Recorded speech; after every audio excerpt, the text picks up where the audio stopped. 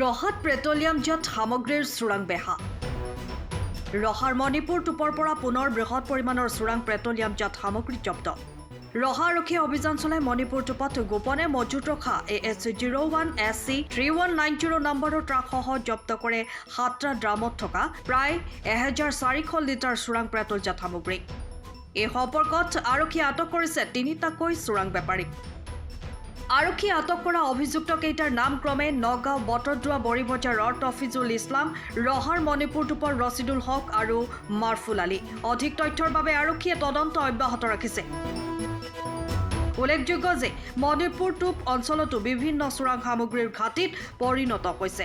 4 দিনৰ পূৰ্বেও ৰহা আৰক্ষীয়ে ট্ৰাকসহ প্ৰায় 4800 লিটাৰ চোৰাং তেল জব্দ কৰিবলৈ সক্ষম হৈছিল।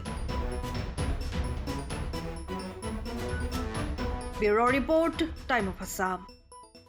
সময়ৰ খবৰ সময়ত পাবলৈ ফলো কৰক টাইম অফ আছাম।